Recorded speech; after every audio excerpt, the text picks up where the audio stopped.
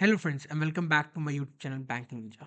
तो जैसे कि आपको आज पता है कि आज आरबीआई असिस्टेंट का नोटिफिकेशन आया है। आरबीआई असिस्टेंट का नोटिफिकेशन आपका लास्ट 2023 में आया था। उसके बाद जाके ये नोटिफिकेशन अब आया है आज। आज आपकी डेट है 16th ऑफ फरवरी 2026। तो मोटा मोटा 2.5-3 साल बाद नोटिफिकेशन आया है। तो काफ़ी लोगों को आरबीआई असिस्टेंट के नोटिफिकेशन का वेट होता है, क्योंकि काफ़ी ऑफिसर्स लेवल भी होते हैं, ऑफिसर्स भी होते हैं जो बैंक में वर्क कर रहे होते हैं। वो भी काफ़ी आरबीआई असिस्टेंट के लिए भी मतलब उनके तरफ इंक्लिनेशन होता है कि मैं आरबीआई असिस्टेंट दूँगा। अब इसके डिफरेंट ऑफ रीज़न्स हैं, उसके बारे में आगे बात करें, क्योंकि आर्मी असिस्टेंट कहीं न कहीं एक बहुत ही अच्छी जॉब मानी जाती है, अगर आप बहुत ज़्यादा पैसे के पीछे नहीं भागते हैं। अगर आप बैंकिंग सेक्टर में ग्रोथ, पैसा, अगर आप स्टेबिलिटी के लिए हैं, तो army assistant is one of the best jobs जो कि बैंकिंग सेक्टर में प्रोवाइड करी जाती है। अब इसका प्रोस बहुत ज़्यादा हैं, मतलब हम आराम से एक अलग वीडियो में बात करेंगे, बट अभी इस वीडियो में हम पूरी नोटिफ़िकेशन को अच्छे से समझेंगे कि आरबीआई ने जो नोटिफ़िकेशन निकाली है, उसमें क्या-क्या पॉइंट्स हैं, किस-किस चीज़ों का आपका ध्यान रखना है, कब डेट्स आई हैं, कौन-सी डेट्स में आपका फॉर्म फिलिंग है, कब का फॉर्म क्लोजिंग है, कब तक आपको एग्जामिनेशंस कब होंगे, वो टेंटेटिव डेट हैं, कंफर्म डेट्स हैं, एवरीथिंग सब उसमें देखेंगे कि वैकेंसीज कितनी कितनी हैं, एवरीथिंग। तो इस वीडियो को एंड तक जरूर देखिएगा। आपको नोटिफिकेशन के बारे में आपको एवरीथिंग डिटेल में पता चलेगी। तो हम शुरू करते हैं। तो आपका ये जो आरबीआई की मैंने ऑफिशियल नोटिफिकेशन डाउनलोड किया है आपका। अब आप सोचेंगे इसमें पैनल ईयर 25 क्यों लिखा हुआ है? ईयर 25 इसलिए लिखा हुआ है कि ये आनी थी last year, but due to certain delays ये बेसिकली प्लान्ड और प्रपोज लास्ट ईयर ही हुई थी, बट कुछ डिलेज की वजह से 2026 में आई है। ठीक है? तो हर सेकंड ईयर पे आती है, 2023 में, फिर 2025 में आई थी। बट आनी थी, बट वो थोड़ी-सी लेट हो गई, इस वजह से वो 2026 में आ रही है। ठीक है? अब इसमें जैसे कि आप जिस चीज़ का आपको सबसे ज़्यादा इंतज़ार है कि ये कितनी इसमें टोटल 650 वैकेंसीज़ हैं, जो कि आपके लिए पोस्ट के लिए एलिजिबल हैं। कौन-सी? असिस्टेंट ऑफ आरबीआई के लिए। अब असिस्टेंट लेवल पोस्ट आप ये हमेशा समझिएगा कि ये क्लेरिकल लेवल पोस्ट ही है, आपसे बहुत ज़्यादा ऑफिसर लेवल काम नहीं कराए जाएँगे। Clerical level post he as a bank में, अगर आप नॉर्मली आईबीपीएस के बैंक से, आरआरबी के बैंक से आप कंपेयर करेंगे, तो ये एक क्लेरिकल लेवल पोस्ट ही है। इसलिए इसकी सैलरी भी कहीं न कहीं कम होती है, बट अगर आप कंपेयर करेंगे तो clerical levels of normal bank से काफ़ी ज़्यादा होती है, और वर्क प्रेशर भी काफ़ी कम होता है। तो कहीं न कहीं एक अच्छी और ऑर्गनाइज़ेशन ये रिज़र्व बैंक ऑफ इंडिया है, एक बहुत ज़्यादा ही प्रेस्टीजियस ऑर्गनाइज़ेशन है। तो काफ़ी अच्छी जॉब मानी जाती है। अब इसमें एग्ज़ामिनेशन में क्या-क्या आएगा वो हम सब कुछ बात करेंगे। सबसे पहले हम चलते हैं इसके मोड ऑफ एप्लीकेशन पे, आपकी इंपॉर्टेंट डेट्स कौन-सी हैं। तो आपको ध्यान रखना है कि ये फ़रवरी 16 2026 से 8 मार्च 2026 तक इसकी डेट्स अवेलेबल ओपन रहेंगी। ध्यान रखिए फ़रवरी 16 2026 आज ही है, नोटिफ़िकेशन आया है। 8 मार्च तक की 2026 तक की ये डेट्स अवेलेबल ओपन रहेंगी। तो आपको इसी बीच में फॉर्म भरना है। क्या फ़ीस रहेगी, क्या सारे क्राइटेरियाज़ रहेंगे, वो हम आगे डिस्कस करेंगे। बट अभी के लिए आपको ये समझना है, ठीक है? देन आपका टेंटेटिव डेट आई है अभी कि 11 अप्रैल 2026 को होगा। इस चीज़ का ध्यान रखिए, 95% हमेशा नोटिफ़िकेशन में टेंटेटिव ही दी जाती है। बट आप ये समझिए कि डेट्स जो होती है वो फिक्स ही होती है कि 11th ऑफ अप्रैल जैसे इसमें दिया 26 को ही एग्ज़ाम होगा। बट क्योंकि लास्ट पॉइंट पे कभी भी एरर हो सकते हैं, एंड कोई भी स्टूडेंट उठ के कुछ भी कह सकता है कि आपने तो कन्फर्म डेट दी थी, आपने कैसे चेंज कर दिया? तो इसलिए टेंटेटिव ही लिखी जाती है, बट यूजुअली कन्फर्म्ड ही है। ऐसे ही मेंस की आपकी 7th जून 2026 है। एक चीज़ आप समझिए, आज है 16th और 11th अप्रैल, लगभग आपके पास 40-50 दिन का समय है अभी। तो एक अच्छा sufficient handsome amount of days है आपके पास। आप इसके लिए प्रिपरेशन कर सकते हैं, इस चीज़ का हमेशा ध्यान रखिए। एंड उसके अलावा आपके पास मेंस के लिए भी काफ़ी टाइम रहेगा। तो इस चीज़ का ध्यान रखिए, जो आपको प्रीलिम्स है और मेंस है, उसके बीच में मोटा-मोटा अप्रैल और मई, मोटा-मोटा 2 महीने आपको दिए गए हैं, जो कि 50 टू 60 डेज़ होते हैं। तो इस चीज़ का ध्यान रखिए, बहुत हैंडसम अमाउंट ऑफ डेज़ है आपके पास प्रिपरेशन करने के लिए। और अच्छे से प्रिपरेशन कीजिए, कॉज़ इसकी कट ऑफ बहुत ज़्यादा हाई जाती है। एग्ज़ाम का लेवल बहुत ही ईज़ी होता है as compare to other banking exam. एक आरआरबी क्लेरिकल एंड आपका आरबीआई असिस्टेंट, इन दोनों का एग्ज़ाम लेवल सबसे ज़्यादा ईज़ी होता है, सबसे ज़्यादा डूएबल होता है एग्ज़ाम्स। बट आपको इसमें हर क्वेश्चन को अटेम्प्ट करना पड़ेगा, हर क्वेश्चन को एक्यूरेसी के साथ अटेम्प्ट करना पड़ेगा। मैं एक अलग वीडियो लाऊँगा जिसमें आपको प्रीवियस कट ईयर की कट ऑफ्स के बारे में हम बात करेंगे। उसमें आप देखेंगे यूजुअली लास्ट टाइम भी जब 2023 में एग्ज़ाम हुआ था, तो उसमें जो कट ऑफ्स थी वो 90, 93, 95 तक भी गई हैं काफ़ी स्टेट्स की कट ऑफ। तो इसलिए आप कोशिश करें कि आपको बहुत अच्छे से, बहुत फियर्सली आपको उस पेपर को अटेम्प्ट करना पड़ेगा। आपको कुछ भी लाइटली नहीं लेना कि जैसे आप ऑफिसर्स के पीओ के आप एग्ज़ाम्स लेते हैं, आरआरपीओ, एसबीआई आईपीएस पीओ के, कि काफ़ी आपको अच्छे से कामली होके उसको नहीं देना, आपको उसको फियर्सली अटेम्प्ट करना है कि आपको सारे क्वेश्चंस अटेम्प्ट करने हैं आपको बहुत अच्छे से, ठीक है? आगे बढ़ते हैं। ये सब ठीक है। नोटिफ़िकेशन में अब सबसे इम्पोर्टेंट चीज़ वैकेंसीज़, क्योंकि आप एक स्टेट से अप्लाई करेंगे। इसमें ध्यान रखिएगा, मैं अभी इसको हाँ, पूरे पेज में आ गया। एक चीज़ का ध्यान रखिएगा, इसमें एलपीटी होता है, language proficiency test. Language proficiency test क्या होता है, वो अभी आगे हम अच्छे से देखेंगे। मैं आपको शॉर्ट में बता देता हूँ कि आप जिस स्टेट से अप्लाई कर रहे हैं, उस स्टेट की आपको लैंग्वेज आनी चाहिए। जैसे कि आप आजकल देख रहे हैं कि काफ़ी लैंग्वेज बैरियर्स चल रहा है महाराष्ट्र की साइड में। लोग भी काफ़ी होते हैं कि आप मराठी में बात कीजिए, इसमें उसमें, ऑल दैट। तो उसी के हिसाब से ही जब आप क्लेरिकल लेवल पे होते हैं, तो आप एक रीजन में longer duration of time period के लिए आप वहाँ पे सर्व करते हैं। तो इसलिए ये माना जाता है कि क्लेरिकल लेवल के इंसान के लिए तभी जो क्लेरिकल की पोस्ट होती है वो स्टेट सेंट्रिक ही होती है, सेंट्रल सेंट्रिक नहीं होती। इसका रीज़न यही है कि उनको माना जाता है कि वो उस रीजन के हैं, वो अपनी होम स्टेट से अप्लाई कर रहे हैं या उसी रीजन के हैं और उनको उस रीजन की लैंग्वेज आती है जिससे वो अच्छे से लोगों से कम्युनिकेट कर सके, काम कर सके। तो ऐसे ही यहाँ पे भी आरबीआई में भी सिमिलर सी चीज़ है, आपका एक लैंग्वेज प्रोफिशिएंसी टेस्ट होता है, प्रॉपर टेस्ट होता है, जिसमें कि आपका चेक करा जाता है कि आप जिस स्टेट से अप्लाई कर रहे हैं, उस स्टेट की आपको लैंग्वेज आती है या नहीं आती है। वो हम सब आगे देखें, कौन स्टेट की कौन-सी लैंग्वेज है, एक्सेट्रा सब कुछ आगे देखेंगे, अभी हम वैकेंसी पे देखते हैं। तो ये हर स्टेट के कैपिटल में आपको पता है कि ज़्यादातर क्या सारे ही जो भी आरबीआई के ऑफिसेज़ हैं वो स्टेट्स के कैपिटल में हैं। तो उसके हिसाब से ही वैकेंसीज़ आपके सामने लिखी हुई है, अहमदाबाद, बेंगलुरु, भोपाल।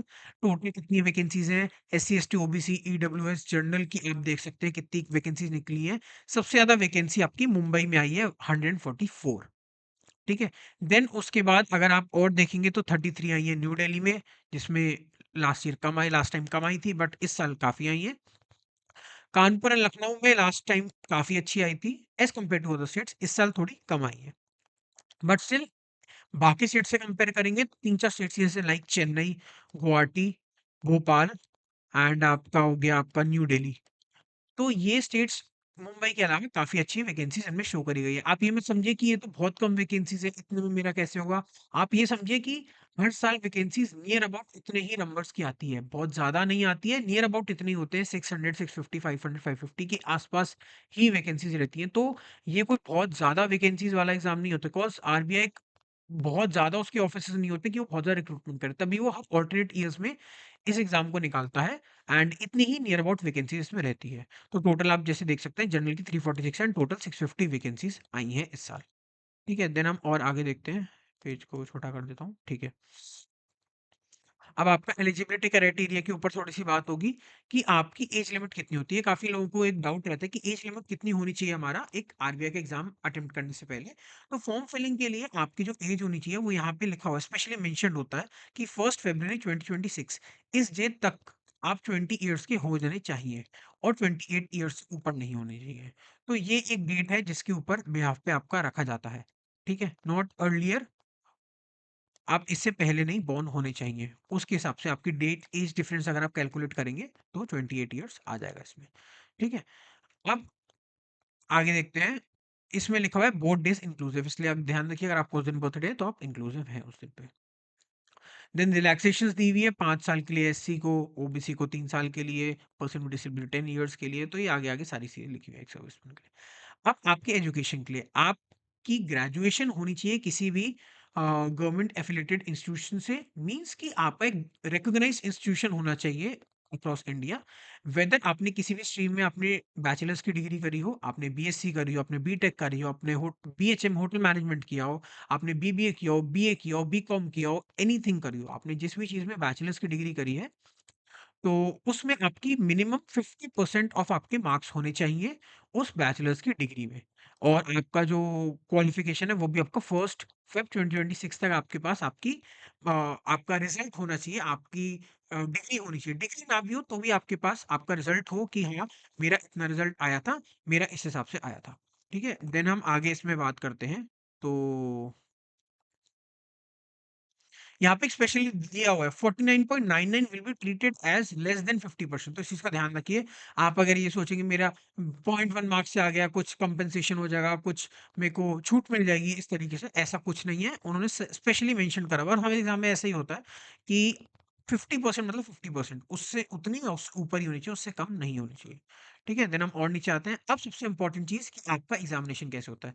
जैसे कि बाकी सारे एग्ज़ामिनेशन होते हैं क्लेरिकल के, इसमें भी प्रीलिम्स होता है और मेंस होता है। सब्जेक्ट्स आप देख सकते हैं जैसे आपकी स्क्रीन के सामने है, सिमिलर ही होते हैं। प्रीलिम्स में English, numerical and reasoning ability ही होता है, जो कि आपका 30 marks, 30 number of question, 35 marks, 35 questions. जैसे कि आप रिसेंटली देख सकते हैं आईबीपीएस ने आपका जो वो है आपका आपका पैटर्न इस साल चेंज करा था। बट आप अगर ये देखेंगे कि इस साल जो आरबीआई का एग्जाम है उसमें सिमिलर ही आपका है, जैसे कि प्रीवियस ईयर्स में चलता हुआ आ रहा था। टाइम भी इक्वली अलॉटेड है, 20 मिनट्स का सेक्शनल टाइमिंग होगा एंड टोटल 60 मिनट्स का 1 घंटे का आपका एग्जाम ही होगा। ठीक है, देन अगर हम मेंस एग्जामिनेशन को देखेंगे तो मेंस एग्जामिनेशन में भी आपका रीजनिंग, इंग्लिश, क्वांट्स, आपका जीके एंड आपका कंप्यूटर, ये दो सब्जेक्ट्स है जो एक्स्ट्रा इंक्लूड हो जाते हैं।